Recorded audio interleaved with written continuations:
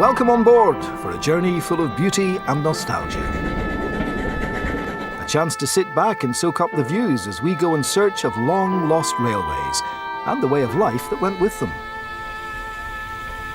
From the narrow-gauge railways of North Wales to the secrets of Queen Victoria's long-lost railway near Balmoral. We'll travel by train to the most spectacular scenery the British Isles has to offer. So sit back and enjoy Britain's most beautiful lost railways.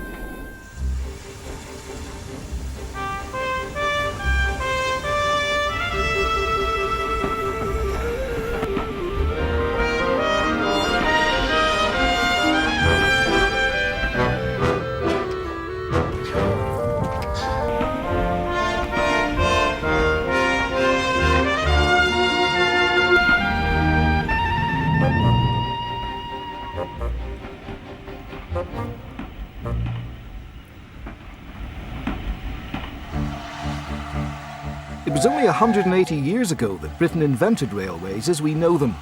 It was an innovation that would have a huge impact on so many aspects of people's lives, not just in this country, but throughout the world.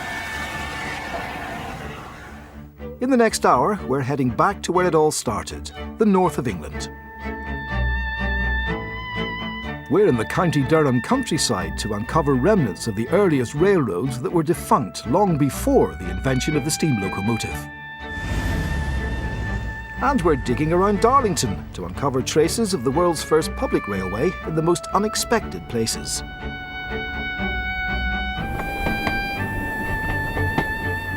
We'll be taking a steam-hauled special through the spectacular scenery of the North Yorkshire Moors, on one of Britain's earliest railways that was lost in the 1960s, but has been brought back to life as a heritage line.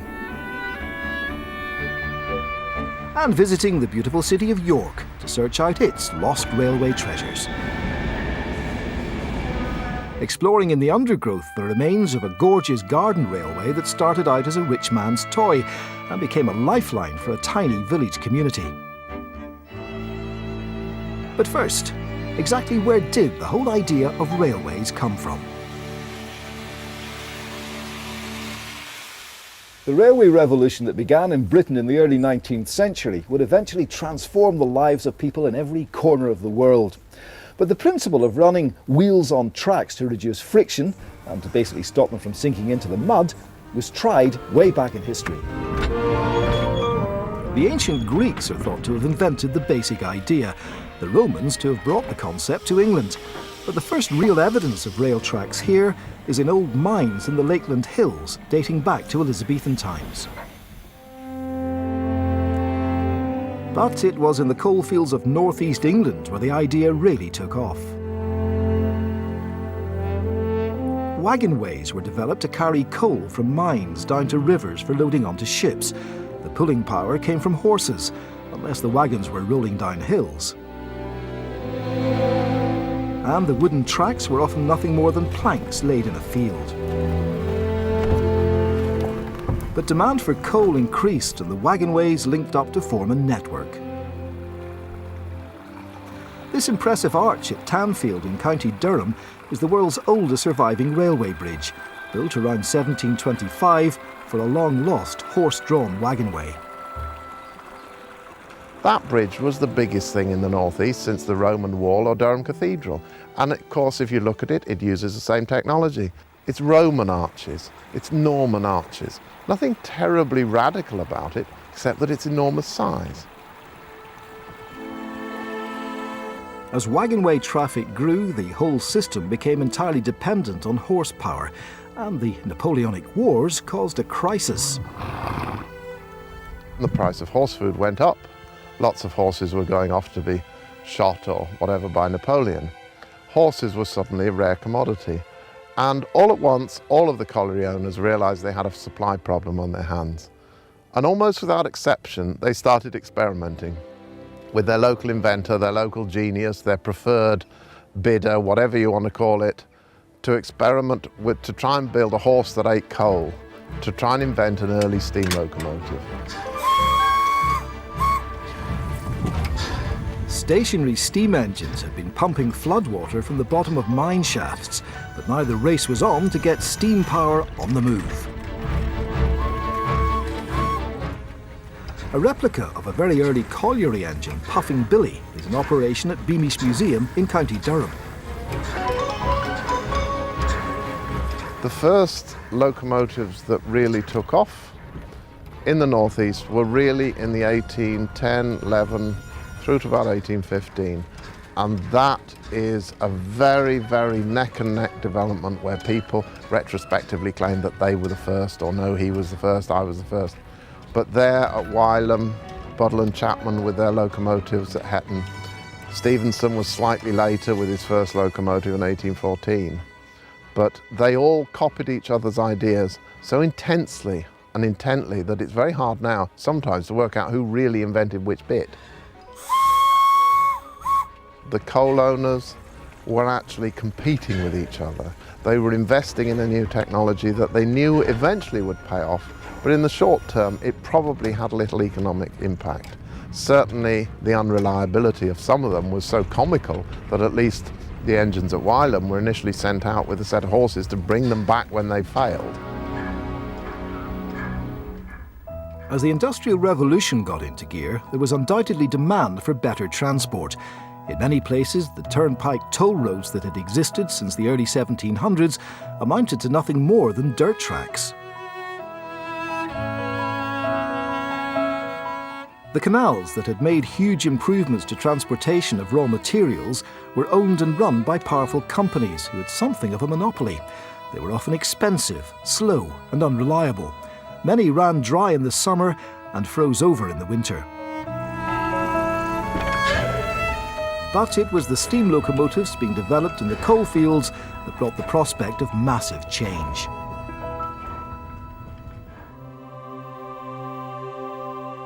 One of the many engineers who experimented with steam locos in the northeast coalfields was George Stephenson. Born in Wylam in Northumberland, he taught himself to read at the age of 18. Although he may not have invented the steam locomotive, George Stephenson was undoubtedly the man who saw its massive potential beyond the coalfields. He was instrumental in persuading the businessmen of Darlington to build the world's first public railway. The Stockton to Darlington Railway grabbed worldwide attention when it opened on September the 27th, 1825. The opening day was declared a local holiday, but the world's first public railway hadn't been universally welcomed. There was certainly opposition, and there was a great amount of trepidation, because many people felt that, God did not intend us to go faster than a horse. And if we travelled at speeds faster than a horse, we might, for example, instantaneously combust. People were a little bit nervous about the whole thing. And you have to remember that this great mechanical object, belching out fire, smoke, steam, and making a hell of a noise, was something they'd never seen the likes of before. So understandably, it was a bit scarifying. The opening day was quite a cause for local celebration, because from the picture you can see huge numbers of people crowding the fields around the railway line and around the river. The picture shows the initial train, hauled by locomotion, going across the Skerne River Bridge, built in 1825 and incidentally still in use today, taking trains from Darlington to Bishop Auckland. You had locomotion at the front of the train, going at a speed of probably 8 to 12 miles an hour, which was pretty fast, and a whole line of wagons behind it, full of interested parties and probably the workers who'd helped to build the line as well. And in the centre of the train there was the VIP coach called the Experiment, which by modern standards wouldn't have been regarded as really very VIP accommodation. It was probably like a garden shed with a wheel at each corner. But this was the coach for the great and the good. The rest of the train was made up of ordinary coal wagons but filled with people. What happened in Darlington on that day really shaped the course of the remainder of the 19th and the 20th century, not only in the northeast of England with the building of railways, but all over Great Britain. George Stephenson put on a show, driving his locomotion number 1 ahead of 500 general passengers and 18 VIPs at a dizzying top speed of 15 miles per hour. And if you look at the early locomotives that he constructed, locomotion, the one that was in use from 1825 on the Stockton and Darlington line, it's got vertical cylinders, and it's very reminiscent of the vertical beam engines used for pumping water out of mines. So in a way it's a bit like a mechanical grasshopper when you look at it. It's hard to believe that many features of the original Stockton to Darlington Railway are still in use today, or can be discovered with a little digging. The old North Road station in Darlington is now the town's railway museum and home for an exhibition called Head of Steam. In 1842, when you had the opening of the North-South railway link between York and Newcastle, this station here at North Road was built for the Stockton and Darlington Railway, so that it had a much more prestigious building for its passengers who were intending to travel on the line. So, I mean, this building here dates initially from 1842, and I like to think it's probably the oldest working passenger station in Great Britain, if not in the world, because it still has got one platform which is in use by daily trains going from Darlington to Bishop Auckland. It's not just a museum, it is still partly a working station. In this museum you've got locomotion itself, which is the real thing. It is not plastic, it is not a reproduction, it is the real thing. And you've got examples of other locomotives that were built in Darlington, because you have to remember that Darlington became a very big centre for railway engineering, and the railway engineering provided a huge number of jobs for people in the town. The Skerne River Bridge that featured so prominently in the painting of the opening day became more familiar in recent times when it appeared in the nation's wallets. Some of you might remember it featured a few years ago on the back of a £5 note, and it still is in use today, but when you compare its current surroundings to the surroundings as depicted on the famous picture by John Dobbin, you will see just how much industry has encroached on the rural scene that Dobbin depicted way back in 1825. But yeah, the bridge is still there and it is still in use.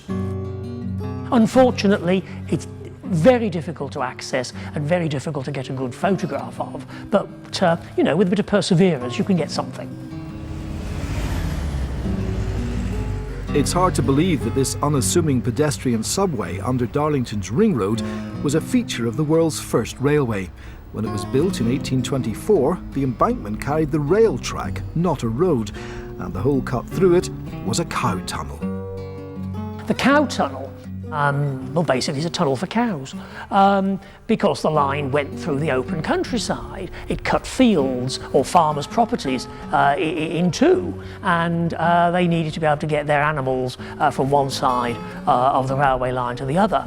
Initially, when you approach the old cow tunnel, you're not aware that it is old, because each end of it is faced with modern brick, and it just looks like a standard pedestrian subway under a fairly heavily trafficked road. But when you get to the middle of the cow tunnel, you can see that there are some old stone arches in the centre. The old stones are there. If you go beyond the initial modern brickwork, you find the original old stones in the centre of the cow tunnel.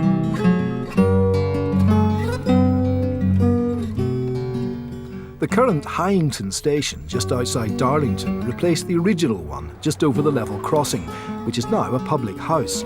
It also has a historical claim to fame.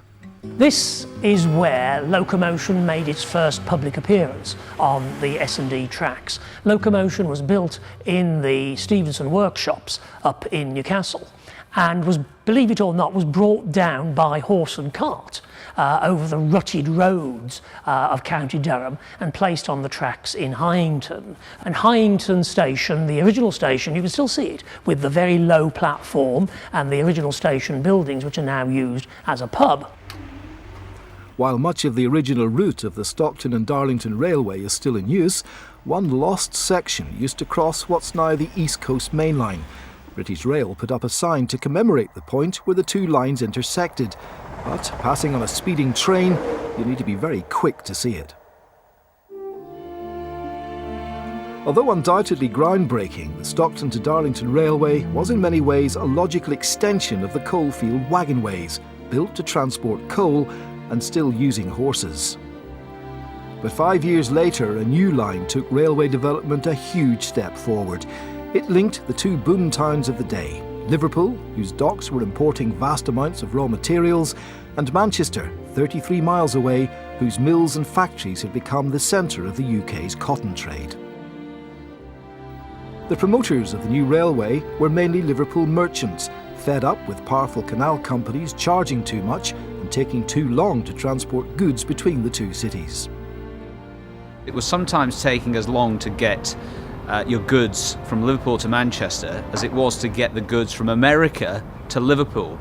And so the merchants of respective cities got together and said this is madness, and made a proposal to Parliament that an iron road should be built between the two, not an iron railway. They enlisted the help of George Stephenson to draw up a plan which was put to Parliament, but it met with huge opposition. Many of people who owned the land that the canals and the railways ran across obviously were landowners who were probably politicians as well and wanted nothing to do with the railway. The original route, which was proposed by George Stephenson, was rubbished in Parliament and shown to actually be technically deficient. And so Parliament threw out and dismissed the very first proposal, the proposed route for the Liverpool-Manchester Railway.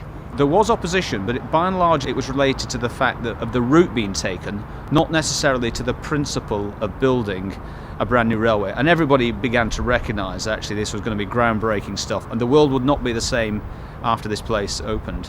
A second route was approved by Parliament. The next hurdle was to decide whether it was to have trains pulled by horses or steam. So in 1829, the railway invited loco inventors to enter their contraptions into trials, run on a completed section of track at Rainhill near Liverpool. The event caught the imagination of the public and became known as the Rainhill Trials. Let's not forget, your average speed for a locomotive hauling coal up to this point was probably about 4 or 5 miles an hour tops on the Stockton Darlington, for example.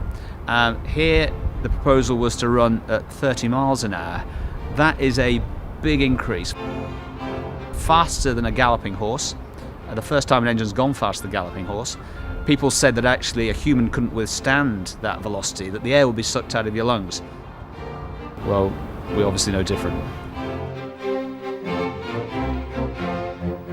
It's estimated that 15,000 people attended the opening day.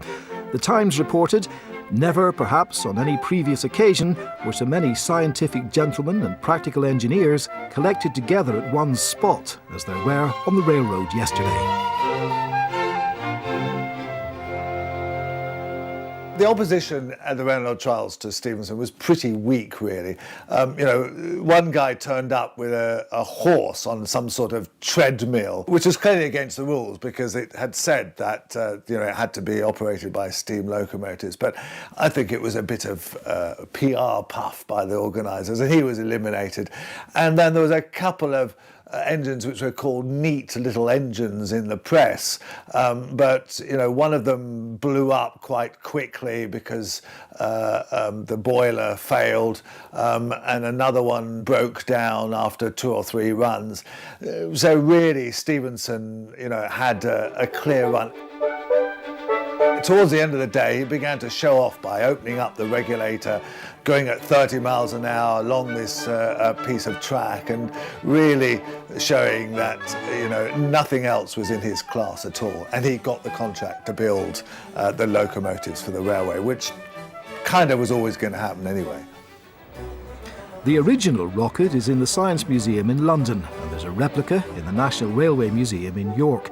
This tiny, iconic locomotive ensured that the Liverpool to Manchester would be an all-steam railway, and thousands flocked to the opening ceremony on September the 15th, 1830.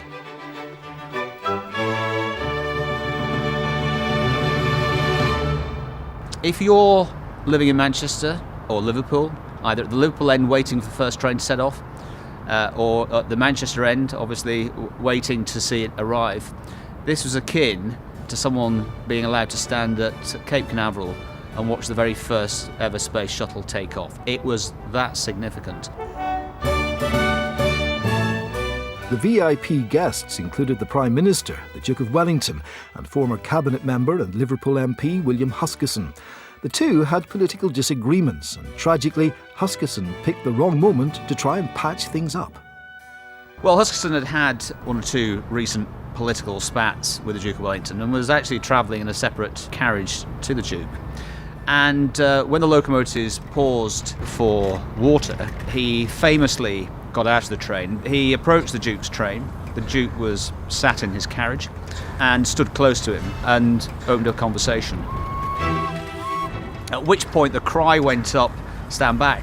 Rocket comes along at high speed and people jump out of the way. Huskisson makes a dash to try and hold on to the side of the coach that the Duke of Wellington's in, loses his footing, falls back, and the engine runs over his thigh, nearly severing it. Doesn't kill him outright.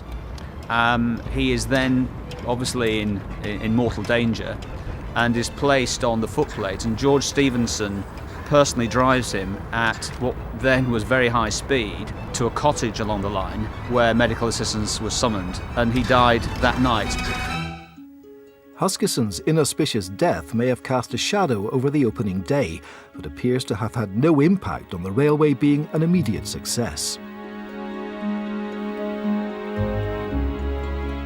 Conceived to carry freight, it was a surprise hit with passengers, and in the year after it opened, carried just short of 500,000 passengers, reassured by doctors that looking at passing scenery while travelling at 17 miles per hour, the official line speed, wouldn't damage their eyes. The line included some notable engineering achievements. On the climb out of Liverpool, the railway went through the Edge Hill Tunnel, the first railway tunnel dug under a major city, that also resulted in the first recorded death of a navvy. As the Liverpool Mercury recorded, the poor fellow was in the act of undermining a heavy head of clay, 14 or 15 feet high, when the mass fell upon him and crushed his bowels out of his body. When it opened, the tunnel became a tourist attraction. Thousands of visitors were charged a shilling a head, and the proceeds used to support the families of other labourers injured during the construction of the line. Towards Manchester, George Stephenson was faced with no less a challenge than taking his railway across a very deep bog. Here was a challenge that everyone said could never be met. The problem was that the engineer never thought that way, and they laid cotton bales, matting, and they continued to lay layers on the moss, which sank and sank and sank. And it was probably an act of faith as to whether or not it would just continue to sink forever, and therefore the money had run out and the railway never get built. And eventually it settled and there was a firm bed, and of course the railway still runs over Chat Moss today. And closer to Manchester, the Sankey Viaduct was also an engineering marvel. Well, of course, bridge building was nothing new to the railway, but of course Sankey Viaduct was of a scale and a beauty, and of course took over the railway river. But bridges had been built, arches, but it was the scale of it. And of course, again, testament to the engineering quality of the day. That bridge is still in use today, carrying railways, as is the bridge at this museum, which brings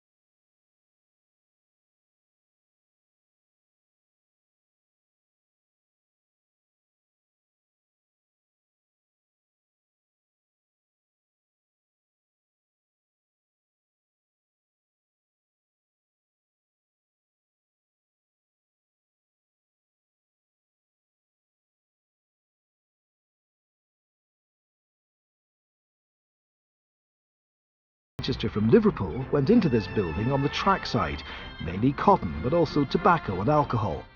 Carriages were turned on small turntables and taken into the building itself.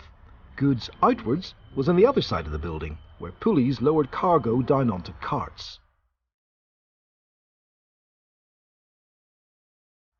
The Liverpool and Manchester showed that a railway was feasible, that it wasn't just a way of carrying coal to the river. It was a multi-purpose invention that could be used for carrying passengers, for carrying goods, for carrying mail order.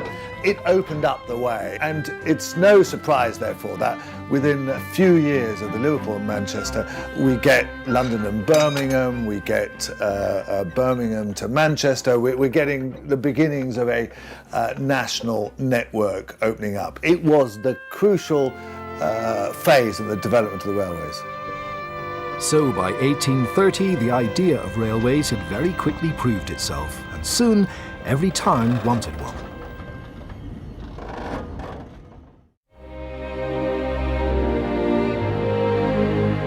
We're travelling to the other side of the country, to the North Yorkshire coast, to see how one isolated community became one of the first to adopt this exciting new form of transport.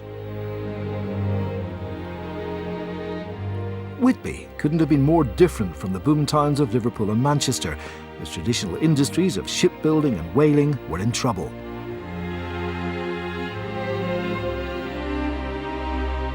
It was geographically isolated. For centuries, its best connection with the rest of the country was by sea.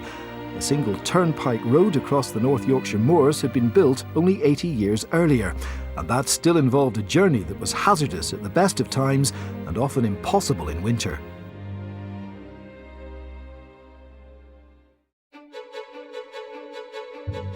The town's businessmen knew Whitby's survival depended on creating better links with the outside world. They'd considered a canal across the moors, but having seen what happened in Stockton and Darlington and Liverpool to Manchester, they asked George Stephenson to build them a railway. The initial plan was to build a 23-mile track from Whitby across the inhospitable moors to the market town of Pickering. It was a very ambitious scheme. You'd still got the barrier of the North York Moors. You'd got to find a way of getting over the moors. And what was decided was, and this was on Stephenson's recommendation, was that the line would come along the valley of the River Esk until it got to a place called Beck Hole, which is a couple of miles from where we are here. And then the line would climb up a very, very steep incline into the moors, and trains would be hauled up and down this incline by ropes. And that was the way the railway was built. But initially, apart from the bit where they were hauled up the incline by ropes, the rest of it was horse-drawn. So even though George Stephenson had used steam locomotives on his earlier railways, here he was hedging his bets. Perhaps he thought horses would be more reliable in this difficult terrain. The trains had to go through this little bit of land near the station we're at here at Gromont, called Lease Rig, full of minerals, incidentally. That was one of the attractions of the railway, of course. It was going to open up all the mineral deposits in the area. And they tunnelled through there, and you can see the tunnel to this day.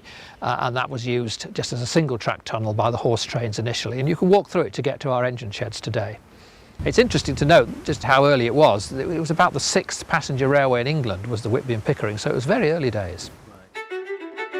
1838 posters reveal fascinating details about this long-lost horse-drawn railway. To help punctuality, the station doors were closed 5 minutes before departure, and no one was allowed through unless they'd booked. Passengers who were too late to take their seats had just a day to claim back half the fare. The railway had charges for excess baggage, a ban on tipping the guard, coachman and porter, or any other servant of the railway. Smoking was banned inside first-class carriages, where the fare was 3 shillings and sixpence. It was a shilling cheaper to ride on top. But there's no doubt that this early horse-drawn railway through some of the most remote countryside in northern England transformed travel. A sea captain arrived at Whitby, and there were instructions for him to get across to Liverpool to take charge as the master of another ship. And now normally this was a journey that would have taken many, many days by stagecoach, but he was able to get the Whitby and Pickering Railway. It was still horse-drawn in those days, so that got into Pickering. Then he got the stagecoach from there to York, and they were in the stages of building a railway by then across the Pennines from York. So by a combination of bits of railway line and bits of stagecoach, he was able to get to Liverpool in about a day, which was taken many, many days off the journey. So an early demonstration of the value of railways. In later years, as we'll see, this innovative railway across the moors would become a victim of the beaching axe in the 1960s. But today, this once lost railway is thriving, and in recent years it's become possible to complete the entire journey from Whitby to Pickering hauled by steam.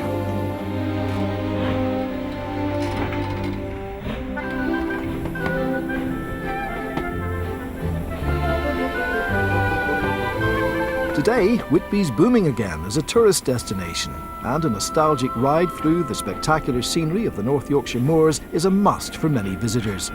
We're going to travel the length of the original Whitby to Pickering Railway on trains operated by the North Yorkshire Moors Heritage Railway. Departing from Whitby, the track heads inland, following the gentle curve of the River Esk.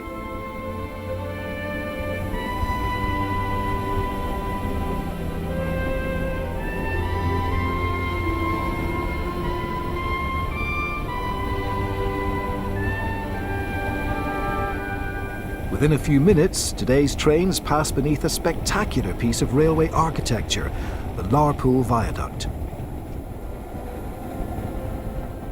It was opened in 1885 to carry the Whitby to Scarborough railway line, 120 feet above the river. This photograph by Victorian photographer Frank Meadow Sutcliffe shows the viaduct under construction. Gangs of navvies used over 5 million bricks to create its 13 slender arches and a total span of over 900 feet. Their approach to health and safety is long lost, as is the railway line it used to carry. The coastal line closed in 1965, but the viaduct survives to carry a cycle track and is a testament to the Victorian engineers who designed and built it.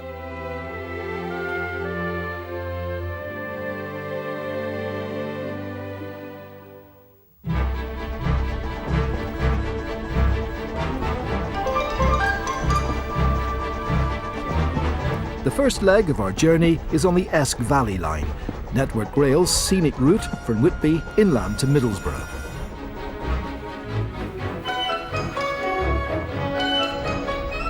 The North Yorkshire Moors Railway has only recently started running steam services alongside the normal diesel commuter trains that use this track.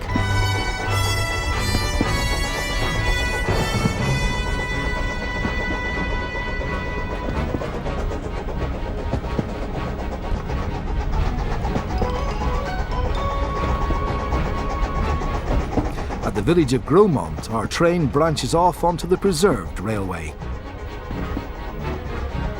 When the horse-drawn railway first arrived in Gromont, it completely transformed the settlement.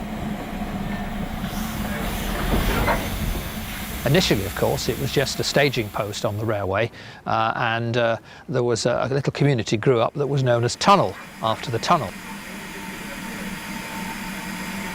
It's our main operating base. We've got our engine sheds here at Gromont, just south of the tunnel, where we do major repairs on engines, the sort of thing that used to get done in Doncaster Works or at Swindon. Now we do all that here at Gromont with quite a small number of people.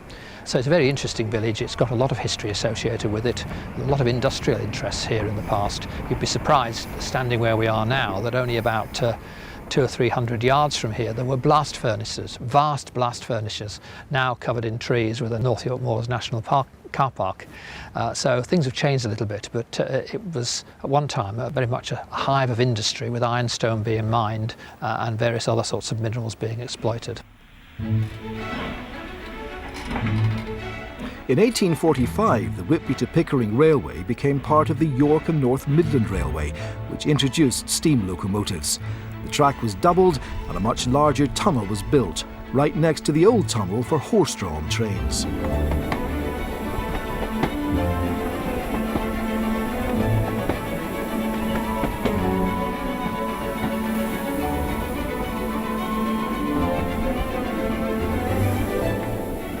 Even under steam power, the rope-hauled incline survived for a while, but eventually, with the North Eastern Railway in charge, it was closed down and the line diverted to avoid the steep gradient.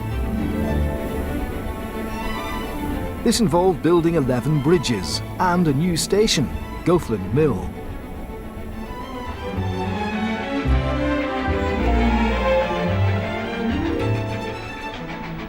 It's still a steep climb into the station, now known simply as Goathland.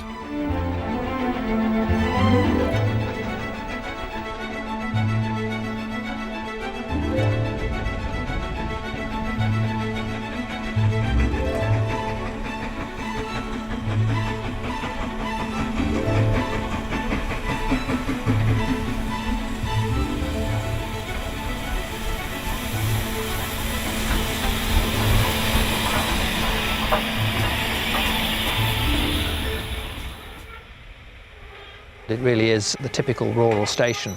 It's recreated in the period of just after the First World War, the North Eastern Railway. Each of our stations has a different period, and this is about 1922 at Goathland.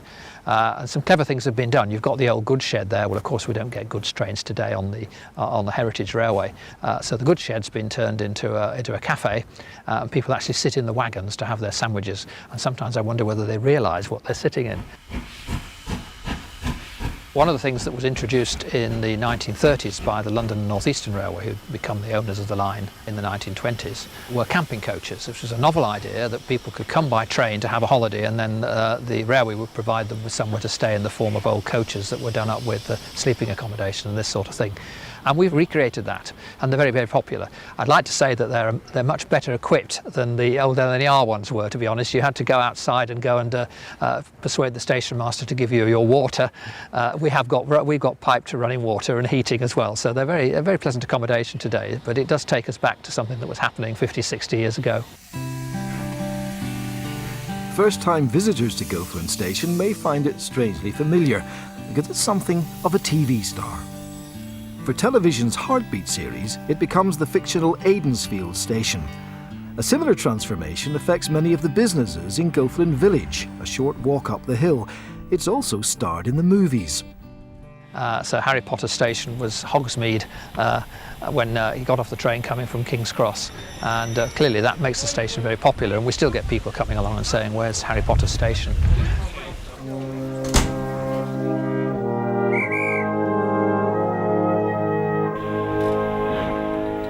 As trains leave Goathland Station, they head into even more remote moorland countryside. In the 60s, passengers looked up into the hills to see 3 giant golf balls. In fact, they were domes that covered radars, part of a Cold War defence system designed to give Britain and America 4 minutes warning in the event of a nuclear attack. Today, they've been replaced by a top-secret pyramid. We now have this rather unusual triangular-shaped building, which people call the sandcastle, but it performs the same function as the old golf balls, but it does it much more efficiently. So it's still very important in this part of the world, but a huge change, a huge difference between that technology and that of the steam trains down in the valley. The railway twists and turns through valleys and gorges formed by the Ice Age and eventually winds its way into Levisham Station, a halt that's well over a mile from the remote moorland community it supposedly serves. You can envisage perhaps some young teenage girl in the 19th century. She's going away, I don't know, she's having her first job, maybe she's going into service, and she arrives at Levisham Station, last train at night, maybe about 8:30 in the evening. It's getting dark and it's windy and it's rainy, and she says to the porter, "Well, where's the village?" And he tells her that it's 1.5 miles away and about 300 feet higher.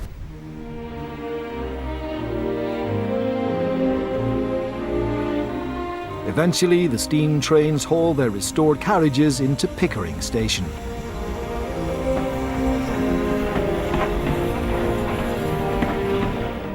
Today, this once-lost railway carries over 300,000 passengers a year. It makes a valuable contribution to the moorland economy, and in keeping many cars off the roads of the National Park, a significant contribution to the environment too. Eventually, the Whitby to Pickering line linked up with lots of other fledgling railways, and an embryonic rail network was formed. But this is the end of the restored line. The tracks that went beyond this have been lost, a victim of Dr. Beeching's axe in the 1960s. One of the most valuable lost connections was to York, which in the early days of the railways was a hugely important railway city.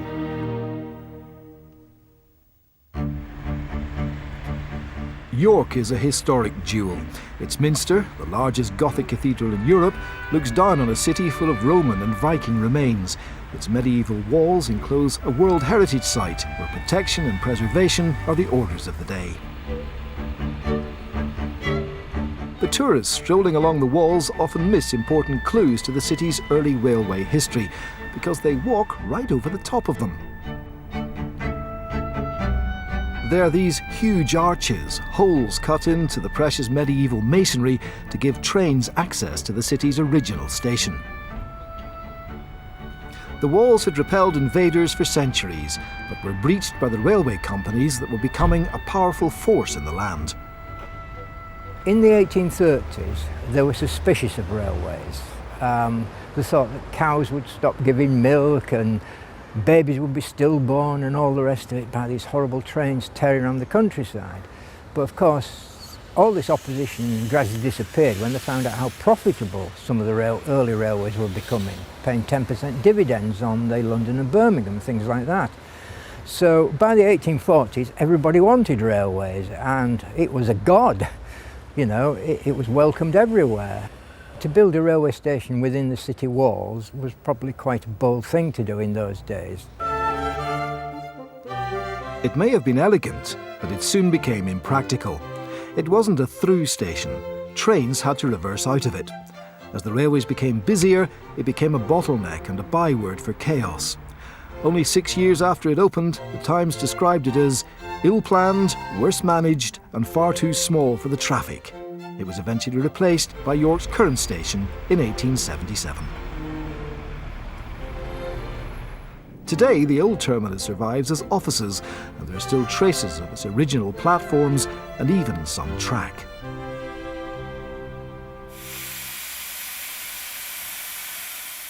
It's difficult to imagine how quickly the railway system developed through the 1840s and 50s.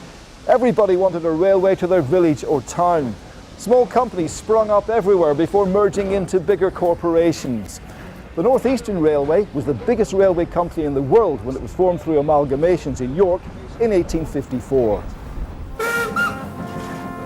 The NER's prosperity was built on coal and other minerals. Its network of lines is depicted on a ceramic tile map in York's present-day station. Many northeast docks are included because it owned those too.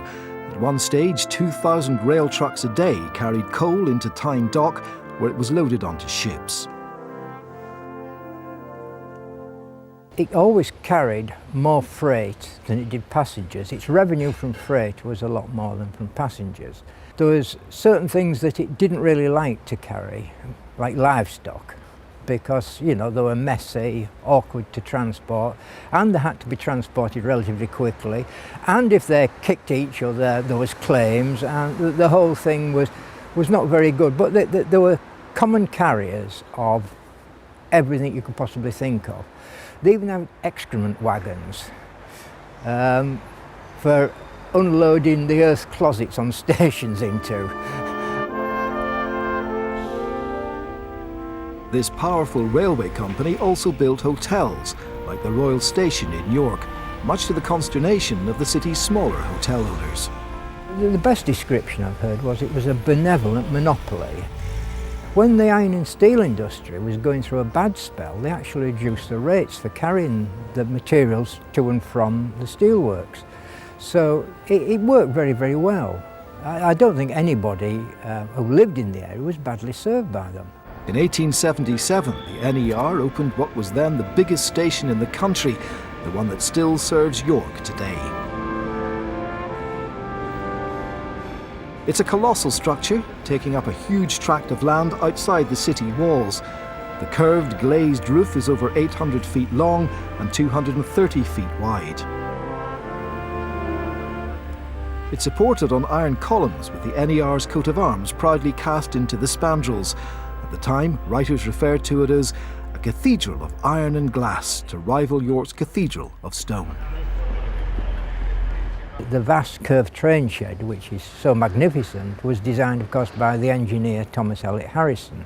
It's probably one of the finest train sheds in Britain. And of course it's on a curve because it's quite a difficult site, because you've got to get the main line from the south to curve around to follow the river to go north. The fact that the railway did come to York, I mean, there's this story that George Hudson said, "Mackart Railways come to York." At one time, between the hour of 9 and 10 o'clock, you could get a train virtually to anywhere in the country, from Cornwall to Aberdeen, Inverness, and anywhere else you wanted to go. The NER kept on growing, absorbing more and more companies, including the Stockton and Darlington, and even building new branch lines which held little prospect of making money. The government expected a rich and powerful railway company to serve their less populated communities. But the truth was the NER could afford it, and its huge wealth, power and importance was expressed in new headquarters in York, completed in 1906. It was built in a mix of architectural styles, with Dutch gables and balconies, with Queen Anne embellishments.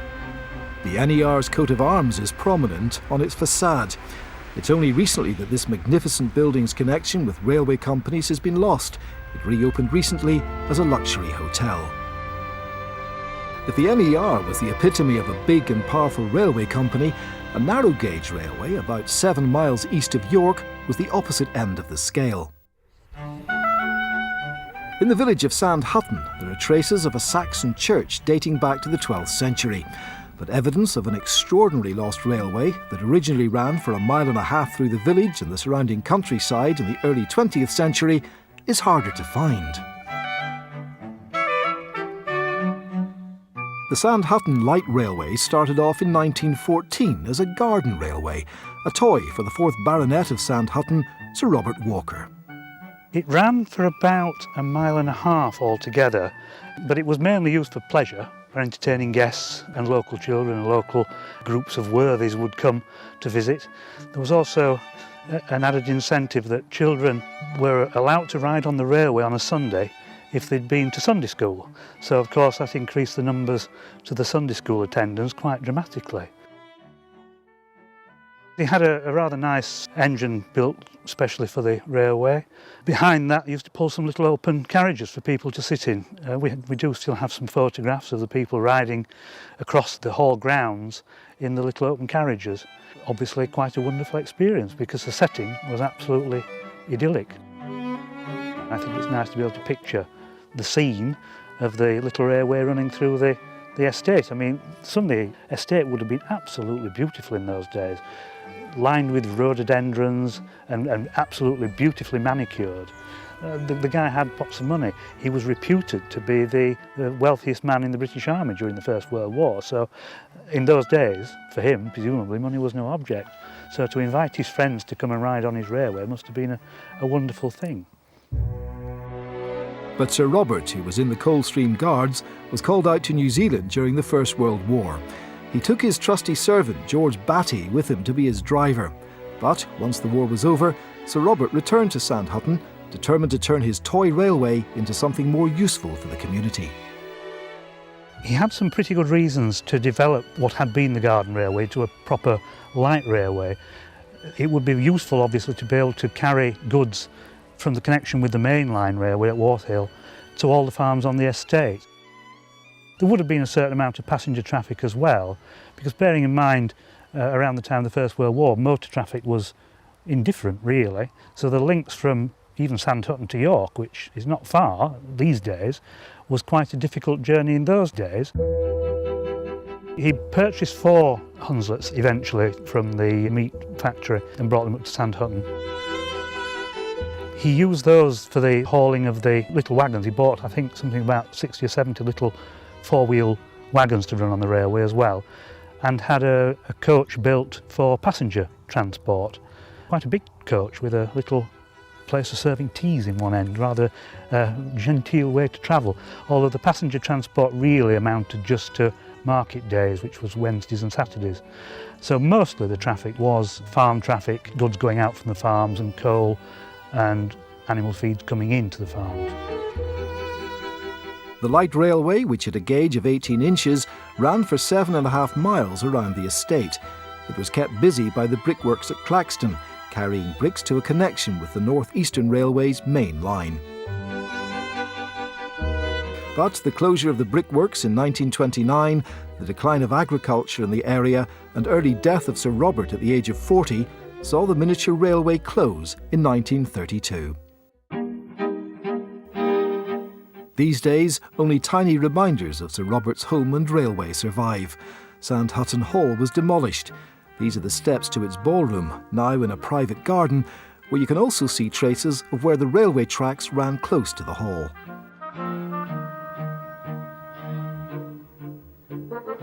On the outskirts of the village, there's a miniature railway embankment that can just be made out, and along the route of the old track, concrete pillars to a railway bridge over a beck, which was known locally as the Forth Bridge.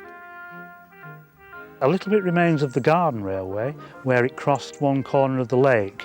You can still see the remains of the little bridge that crossed that. The rails are no longer there, or rather the original rails are no longer there. There are still some rails there which supported the bridge, but of the Garden Railway, virtually nothing at all.